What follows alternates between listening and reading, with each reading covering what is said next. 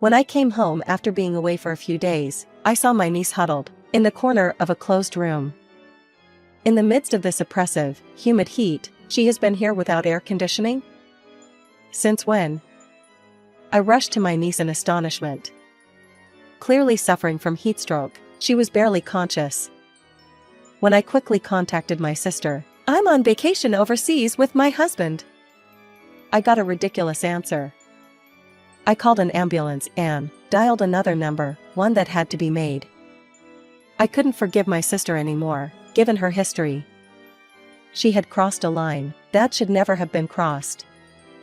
I'm in my 30s and still single, and I work as a high school teacher. I live with my mother in our family home, since my father had already passed away. I have an older sister, but our relationship had never been particularly good from a young age. My sister has always been fond of flashy things, and has had a casual relationship with a lot of men. Juggling multiple relationships at the same time was second nature to her, and she constantly had boyfriends. Despite their self-awareness of being used, the men around her made no attempt to stop being her entourage.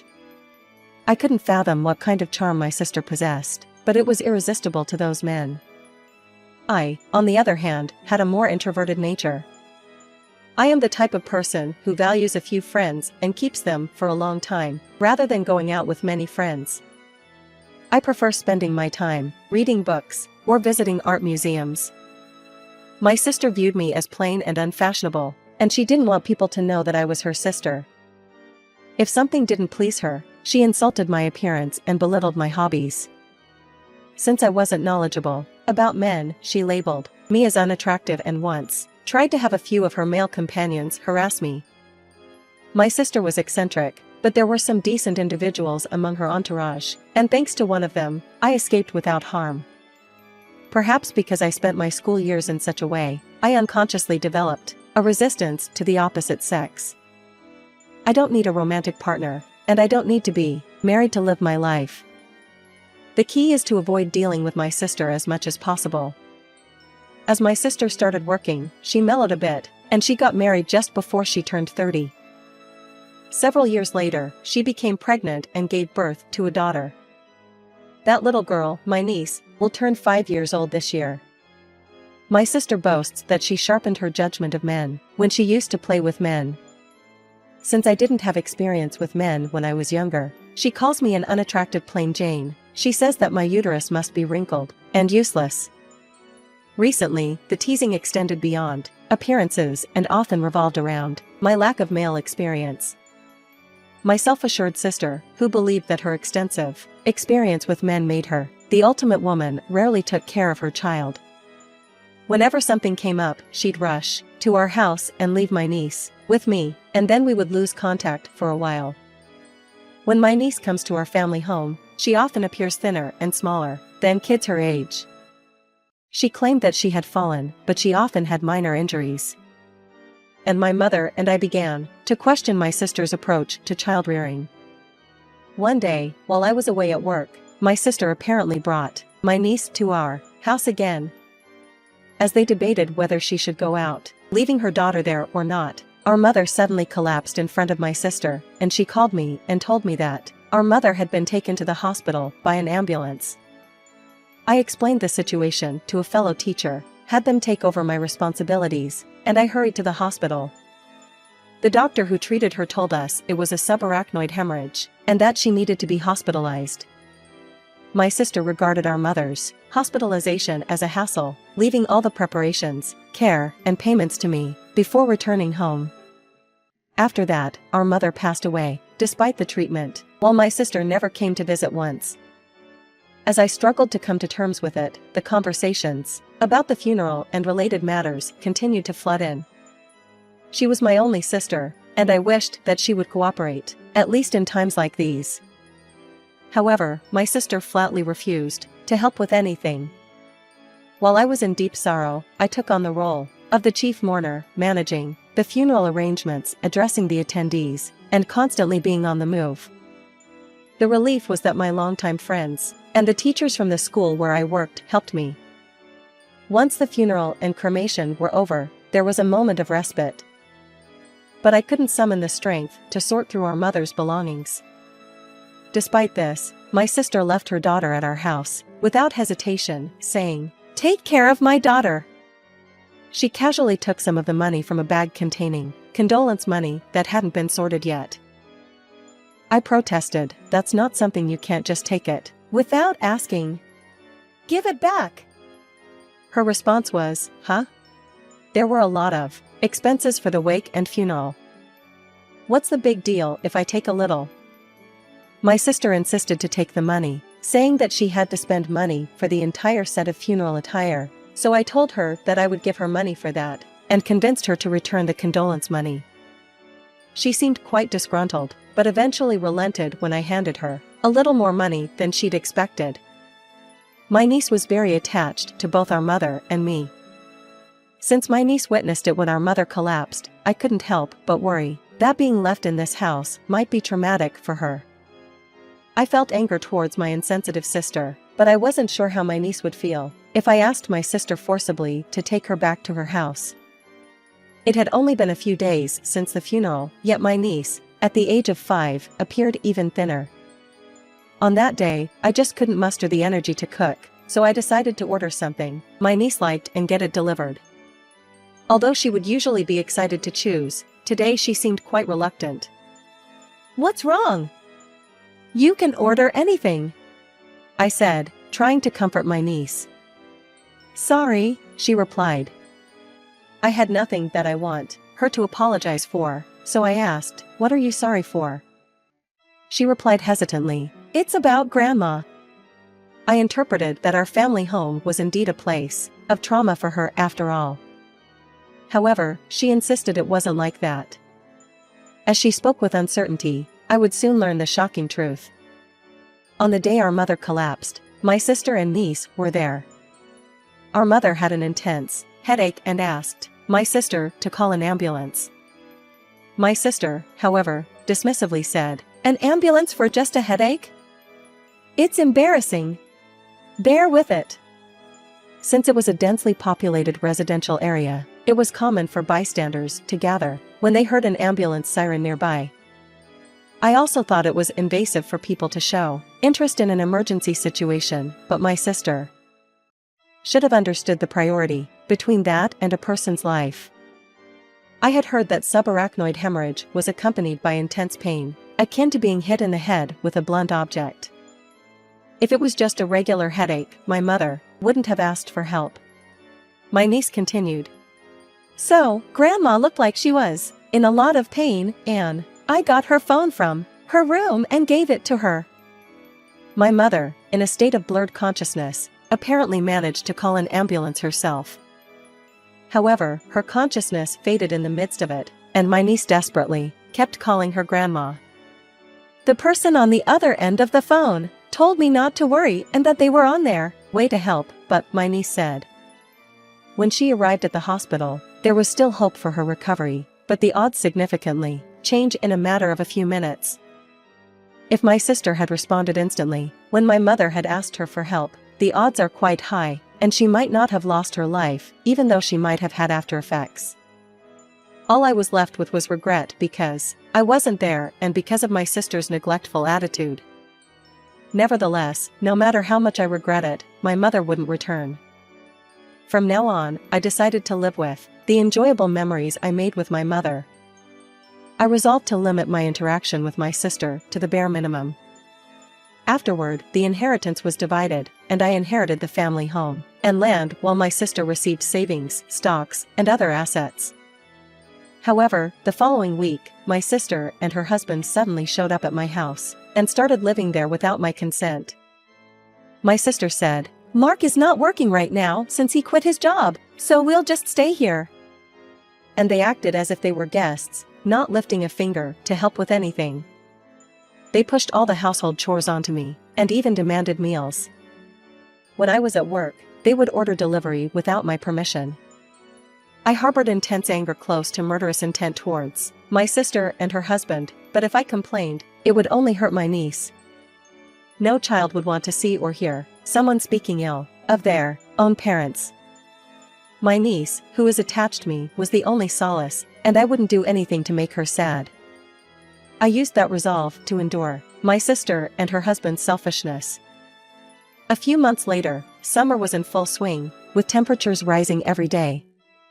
It was during this time when a friend invited me to go on a trip for a change of pace.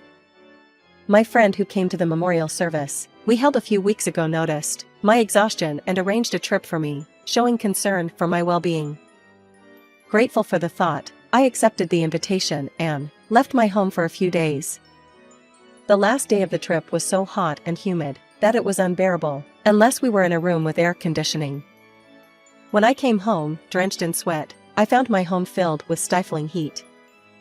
I wondered if anyone was home and, as I turned on the air conditioner, I realized that my niece was sitting alone in a corner of the room with windows closed. Wait, no way, she's been in this room the whole time? Since when? I was taken aback, threw my bags, and rushed over to my niece.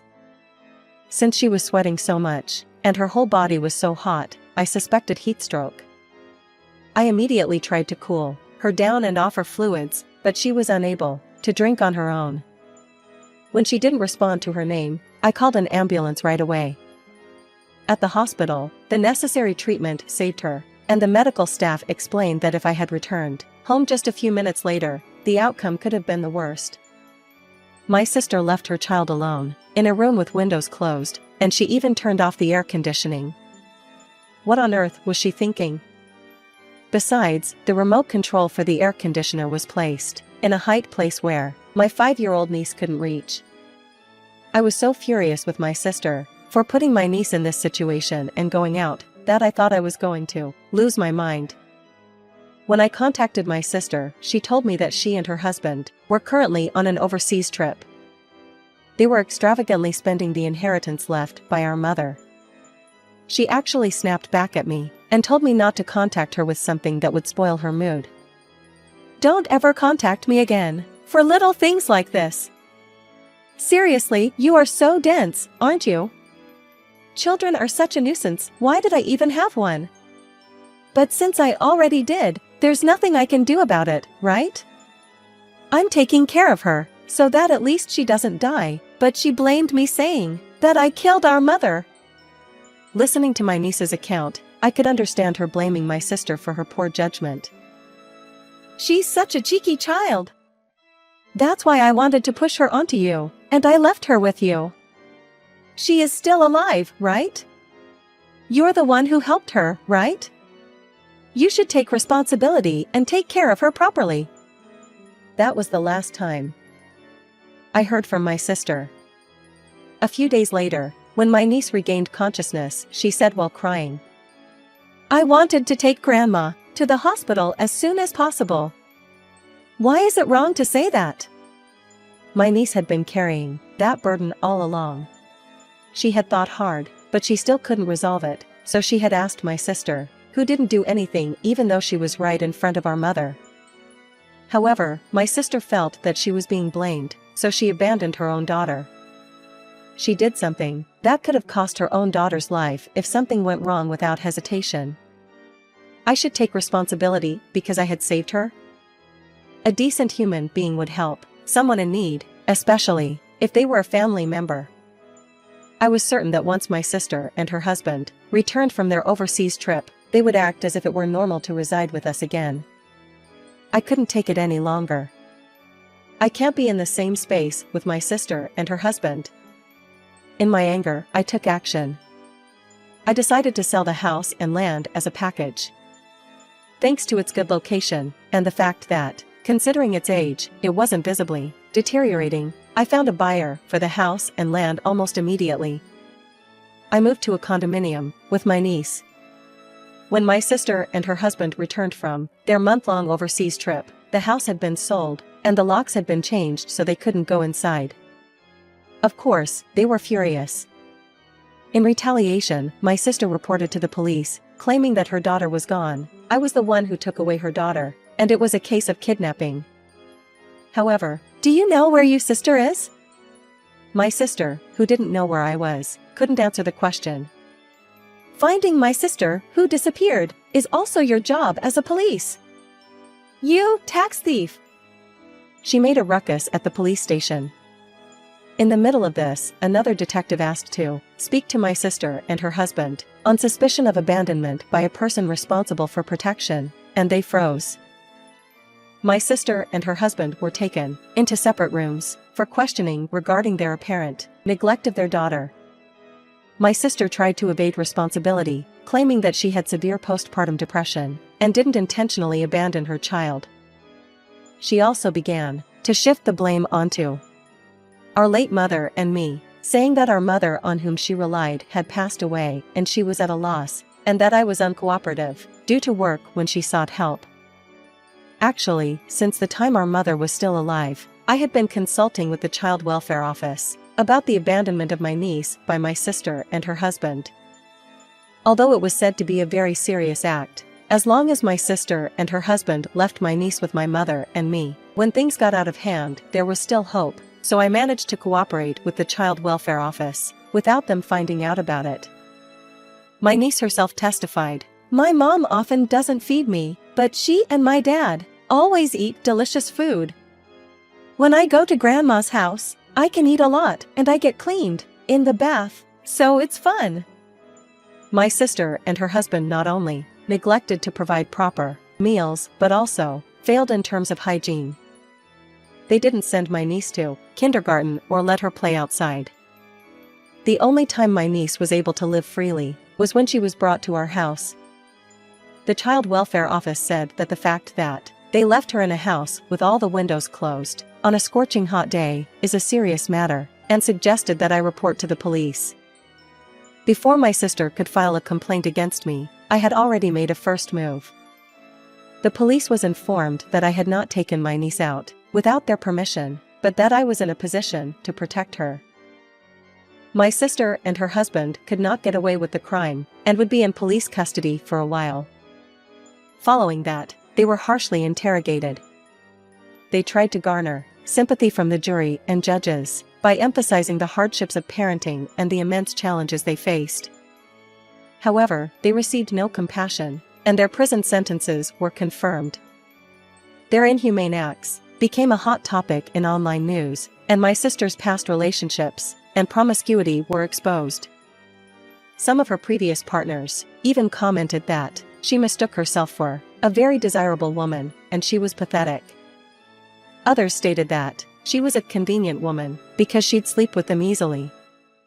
Her husband was disappointed because he didn't know that she was that kind of woman. I officially adopted my niece, and we started living together. 6 months later, my sister and her husband were released from prison, but their criminal records made it challenging to find employment. Moreover, even in the new place they started living, the details of their crimes were known to those around them, and they were treated coldly. They experienced harassment, like stones being thrown into their property in the middle of the night. My brother-in-law finally decided to abandon my sister. When he asked my sister for divorce, she refused stubbornly. While my brother-in-law looked into her past relationships, it seemed that he found out the fact that she had once tried to make a man attack me. Since it was an unsuccessful attempt, I didn't file a complaint, but he threatened her that he would expose the fact that she planned to do such a thing on the internet. It seemed that my brother-in-law talked on and on plausibly, that this is the era when you can dig up anything from the past and make a case, and with that, he convinced my sister to sign on the divorce papers. From my perspective, they are both to blame. Subsequently, my brother-in-law returned to his family home and made efforts to lead a more normal life. However, the stigma of child abandonment followed him, making it difficult for him to secure a stable job. I'm not sure what happened to him afterward. My sister, abandoned by my brother-in-law, disappeared without a trace. 2 years later, my niece entered elementary school, and she had grown into a healthy and kind child. She regarded me as her mother, and, to those who don't know about our situation, we appeared like a true mother and child.